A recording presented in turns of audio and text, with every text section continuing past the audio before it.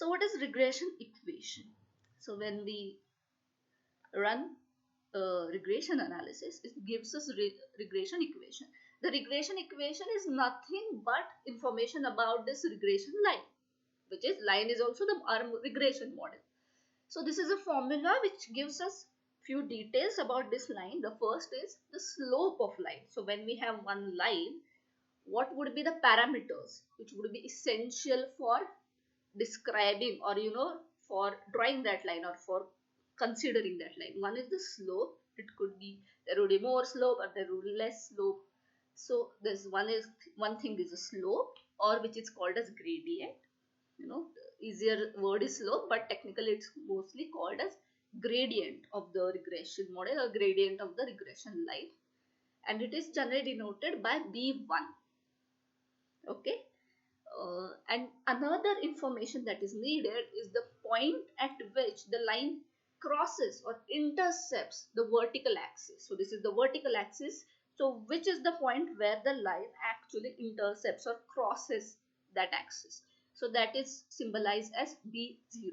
So there are two important aspects: B1, that is slope or gradient of the line, and B0, which is the intercepting point of the line with vertical axis. Yeah. So here the both parameters b1 and b0 are called as the slope or gradient, and intercept point are called as regression coefficients. Remember, they are both called as regression coefficient. So let's look at this graph. So this on y-axis there is a point where the blue line actually intercepts, crosses the y-axis, the vertical axis, and that point is called as b0. So look, it almost just below the unit 10, it crosses the the y-axis. So that would be our intercept point, that would be our b0. And gradient or slope is to which degree the line is sloping, right? And that would be called as b1. So as I said, there is another term which tries to cover the error between, so the distance between the actual data points and the line, that distance or that gap is encompassed by the term called as residual term. So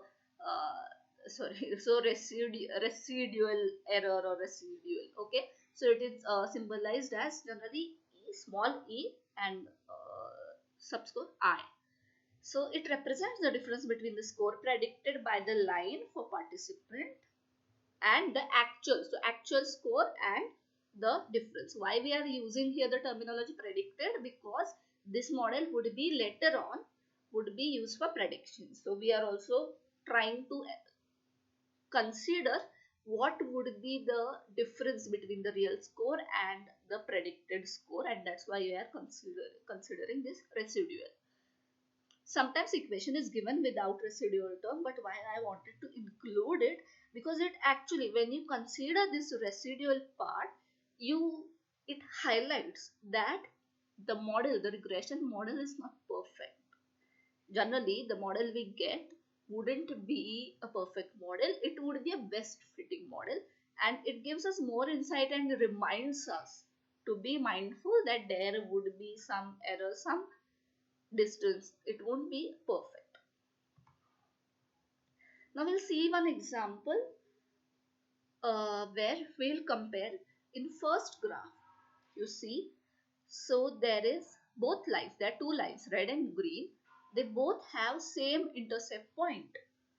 So when we put it into equation, their intercept point, that is b0, would be same, but they have different gradient, the slope is different, and that's why the equation would be different, though one coefficient would be same. And similar thing with the next picture, next graph, where the gradient, the slope, the degree of slope or degree of inclination, it's same for all three lines, but the intercept points are different, so they would also have different equation. Each line would have different model, or it would have different details.